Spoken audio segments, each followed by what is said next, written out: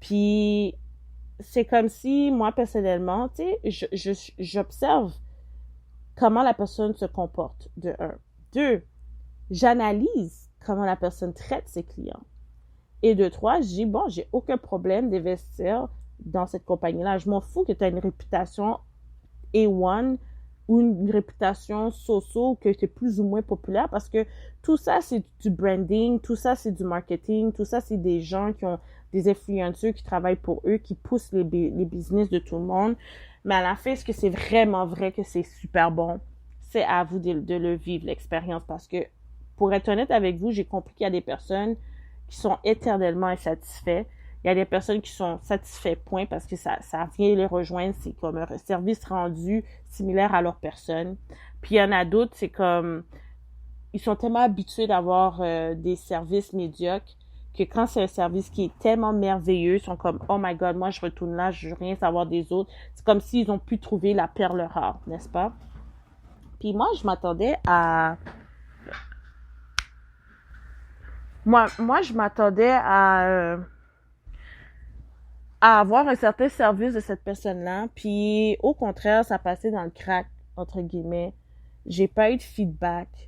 J'ai eu une employée qui m'a répondu pour me dire qu'elle va te contacter en général parce elle est comme surchargée. Moi, il n'y a pas de problème. Si t'es surchargée, je me dis, bon, une semaine, probablement, tu sais, j'exagère une semaine, tu sais, because that's money, right? That's money you're putting on the side. So that means you don't need the money. Personally, pas besoin de faire des entrevues puis des petites vidéos puis des capsules si à la longue t'as du monde qui veut te supporter puis t'es sélectif dans l'argent que tu veux recevoir because you know what's up behind it. So c'est là que ça m'a fait comprendre que il y a des personnes qui vivent une situation qui offrent mais qui répondent pas à la demande ou qu'ils offrent qu'ils ont pas de demande puis que ça fait en sorte qu'à la longue t'es comme pogné entre deux situations. Tu commences à te dire, est-ce que vraiment la personne, elle a un problème dans sa business qui fait que tu veux vraiment l'encourager en tant que consommateur, ou sinon que c'est une personne qui a une entreprise puis que c'est pas vraiment l'argent qu'elle recherche, c'est quelque chose d'autre. Puis c'est là que j'ai dit, vous voyez, dans l'industrie du cheveu, là, comme j'avais fait un épisode avec une personne qui a parlé en général de c'est quoi qui est derrière tout ça, puis ça, il faut être très sélectif où qu'on donne notre tête puis notre cuir chevelu parce que ça a un impact, ça joue sur nous, puis ça peut nous affecter dans le long terme. Puis je vais pas rentrer dans le niveau métaphysique et spirituel dans ce niveau-là parce que vous pouviez le trouver dans d'autres épisodes que j'ai eu avec cette personne qui a vraiment élaboré en détail, puis on a partagé nos expériences là-dessus, parce qu'on n'en parle pas assez dans la communauté de certaines choses, malheureusement, mais il est temps que les gens commencent à comprendre que tout ce que l'on fait, tout partout que nous allons, tout ce que nous consommons, il y a une énergie qui est derrière ça, puis c'est qu'est-ce qu'on consomme qui a un impact sur nous. Donc, imagine, tu vas manger quelque part, là, je rentre dans le volet de la nourriture, sur des expériences que j'ai eues, puis qu'à la longue, tu sais, il y en a que c'est correct, vous avez eu des mauvaises expériences. J'en disconviens pas, on en a toutes eu au moins une fois. Mais il y a aussi la façon que t'apportes cette mauvaise expérience-là qui vient gagnant pour toi et le commerçant ou le restaurateur. Fait que là, moi, c'était comme j'avais commandé à l'avance, tu sais, j'ai appelé, j'ai dit, OK, parfait, j'aimerais savoir ma commande, je vais placer une commande pour telle affaire. Puis, j'avais appelé, je pense, à 1h30 de l'après-midi. Puis la personne m'a dit que ça va être prêt pour 5h. Moi, je me suis dit, OK, pas de problème, ça va être prêt autour du souper. J'ai pas de stress. Je me présente là, j'appelle avant de me déplacer parce que j'étais déjà sur la route, mais j'appelle quand même parce que par expérience, we know what's up. Puis, en ayant appelé, je me retrouve à entendre qu'on me dit que ma commande va pas être prête pour 5h. Puis je suis comme, OK. J'ai dit, il est 5h05. Est-ce que ça vaut la peine que je me rende pour prendre ma commande? Là, ils ont dit, vous allez devoir attendre un autre 1h. Là, j'ai fait, oh. J'ai appelé à 1h30. Il est 5h05. Tu me dis que ma commande n'est pas prête. Tu me dis de revenir dans 1 heure. Là, j'ai dit, écoute, ça fait pas de sens là, parce que, qu'est-ce qui est plate un peu? C'est que tu places une commande, puis qu'est-ce que j'ai placé comme commande? C'était pas juste un plat de légumes, là. C'était des plateaux de nourriture. Puis, malheureusement pour moi, quand je suis arrivée là-bas, mais il y avait d'autres personnes qui attendaient bien avant moi. Donc, c'est comme si tu allais à une clinique, là, ton rendez-vous était à 1 heure d'après-midi, puis tu passes à 2h30. C'était vraiment ça mon expérience, parce que je suis partie de là-bas vers 7h15. Non seulement que je suis partie de là-bas à 7h15, j'étais très cool, j'étais pas fâchée, j'étais neutre, je comprends, t'as eu beaucoup de commandes, je suis chargée, je respecte ça. C'est comme, hey. Puis, il m'a fait un deal aussi que j'ai compris. J'ai dit, regarde, c'est correct. Comme, qu'est-ce que j'ai commandé initialement, je l'ai pas eu, donc on me l'a remplacé pour quelque chose d'autre. Fait que j'ai dit, il n'y a pas de problème, je le prends. Là, après, on m'a dit que tu vas recevoir ta commande que tu voulais, le plateau initial, tu vas pouvoir l'avoir telle date. J'ai dit, OK, pas de stress. Là, qu'est-ce qui est arrivé, c'est que j'ai appelé à 2h, 3h de l'après-midi. La personne m'a rappelé vers 6h. Je devais recevoir ma commande à 7h. J'ai reçu ma commande à 9h30 du soir. C'est juste pour vous donner une idée, là. Fait qu'encore, on retourne sur la personne, c'est sa manière de gérer son entreprise versus la clientèle qui doit accepter ce genre de gestion-là. Il y avait une autre aussi expérience que j'ai eue dans le niveau de la restauration. J'avais commandé 2 plats. J'ai appelé à l'avance. Donc, je sais que la restauration, ils préparent la nourriture, ça peut prendre 15-20 minutes. Fait que je me suis dit, le temps que j'arrive, ma commande va probablement être prête. Fait que je vais donner un stretch de 5-10 minutes, le temps qu'il se prépare, puis que tout ça. J'avais déjà calculé, là. Mais, malheureusement pour moi, et pour plein d'autres, cette journée-là, quand on est arrivé, il y avait plein de monde. Puis, tout le monde attendait leur commande, mais c'est comme s'il n'y avait rien qui était prêt, là. Quand je vous dis que je suis arrivée à 5h45, il était 6h30, j'avais toujours pas eu ma commande. Non seulement ça, j'avais pas reçu ma commande encore. Quand j'ai reçu ma commande, puis là, j'arrive pour aller manger, c'est comme la bouffe qu'on a mangée, ça goûtait vraiment pas qu'est-ce qu'on avait mangé la première fois ou la deuxième fois ou la troisième fois qu'on est allé. Moi, j'ai pas tourné en rond avec ça. J'ai contacté le restaurant, puis j'ai demandé de parler avec le responsable, puis j'ai parlé avec la personne bien relax. Moi, j'ai juste dit, écoute, il y a une situation qui est arrivée. Je peux comprendre, parce que ce journée-là, il y avait beaucoup de monde. Puis en plus, qu'est-ce que je voulais, il y en avait plus. Puis il n'y avait pas d'annonce qui disait que c'était sold out, tu sais, pour avoir une idée, tu comprends? Puis, tu sais, comme j'ai attendu longtemps pour avoir ma commande, puis non seulement arriver pour manger, c'était vraiment pas qu'est-ce que je m'attendais goûter parce qu'il n'y avait pas de goût, le poulet était pas frit, le poisson était plus ou moins là, l'autre affaire qu'on avait pris, c'était pas bon.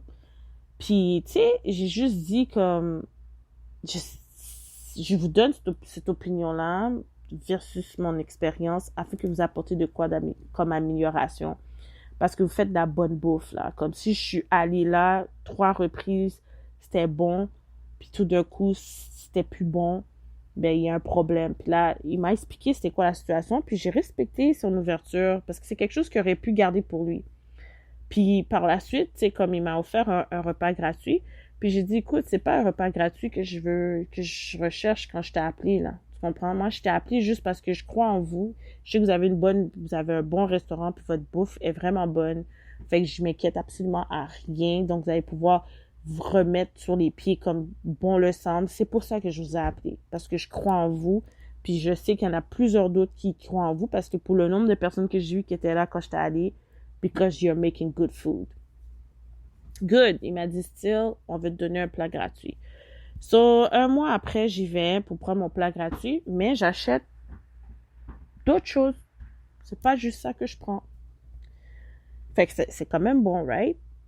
Fait que j'encourage. Puis, quand j'ai reçu mes plats, c'était tellement bon. Comme tout le monde a mangé, c'était tellement bon que j'ai même pas pris de photos. Je suis rendue moins à prendre des photos, vidéos de mes bonnes et mauvaises expériences parce que je trouve que c'est rendu trop du sensationnalisme puis que le monde ne croit plus que c'est bon sans qu'il voit une image ou une photo. Puis la présentation à vue d'œil attire l'attention de la clientèle. Fait que c'est là que je me suis dit, yes, it's good, and sometimes it's not good, man.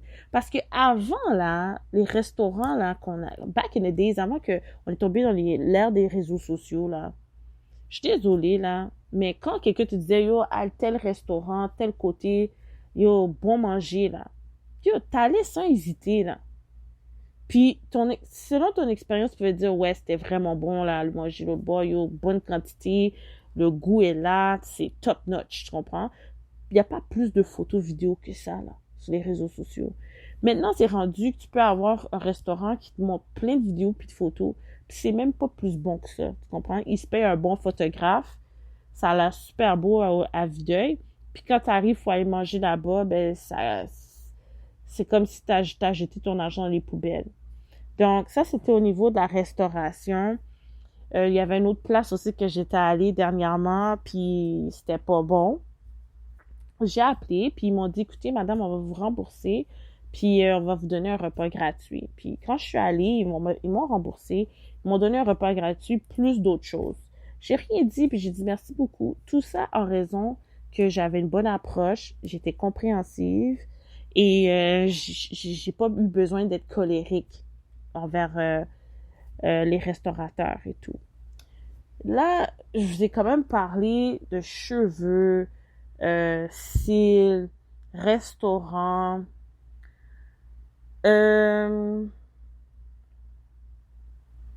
vêtements puis masques. Ça, c'est pour clôturer mon épisode. J'ai contacté une couturière que je connaissais pas plus que ça. Puis, j'en connais d'autres en plus, mais elle, je l'ai pris parce que j'ai fait confiance à la personne qui l'a mis en profil. Je l'ai abordé, puis j'avais déjà abordé les autres aussi, les autres couturières, mais elle m'avait dit que les tissus, ça allait pas être super facile de les avoir à cause de la situation actuelle. Donc, ils peuvent pas me garantir qu'ils allaient faire. Mais elle m'a dit qu'elle pouvait le faire. Fait que je suis allée avec elle. Qu'est-ce qui est arrivé? C'est que j'ai donné mes dépôts, j'ai montré mes modèles de vêtements. Puis, l'affaire qui a tourné toute d'une façon que je vais vous expliquer, c'est que, entre moi puis vous, si vous payez quelqu'un pour faire votre vêtement sur mesure, c'est parce que vous voulez personne porte le vêtement sur eux que vous-même. Puis, elle voulait me montrer la robe. Je doute bien que c'était de manière intentionnelle et non pas mal intentionnée. Ben, ça se tenait pas sur son mannequin, puis elle pouvait pas le mettre sur un cerceau apparemment. Fait qu'elle a mis la robe sur elle. Moi, ça m'a turn off dès là. Moi, j'en ai fait part à elle sans être déplacée dans mes propos. Puis le lendemain, je devais la rencontrer et je l'ai fait part vers quelle heure que j'allais environ passer et j'allais la faire part. Puis qu'est-ce qui est arrivé quand je me suis présentée devant chez elle, il y avait personne, elle répondait pas. J'ai DM, pas de réponse. Par la suite, qu'est-ce qui est arrivé elle savait que j'avais besoin les vêtements avant telle date. Puis qu'est-ce qu'elle a fait? C'est que vers 9h le soir, elle a décidé de me rembourser. Donc, je me retrouvais sans vêtements dernière minute, 2 jours avant mon événement. Tout cela pour vous dire, vous saviez, il y en a qui font une job vraiment exceptionnelle dans la communauté. Mais il y en a toujours qui vont nous laisser un goût amer puis va nous démotiver. Ça, c'est une des raisons pourquoi que le Black-owned business, j'y crois pour certains, puis j'y crois plus pour d'autres. C'est un choix personnel. Mais je vous dis, il y a de la qualité dans la communauté. C'est juste, faut vraiment bien trier. Sur ce, j'espère que mon épisode vous a quand même apporté un peu d'ouverture. J'imagine que j'ai dû rejoindre plusieurs d'entre vous, ou même peut-être des histoires pires que moi. Mais sachez que il faut continuer à encourager, mais devenez plus sélectif. I'm out. He feels like he can take my joy, my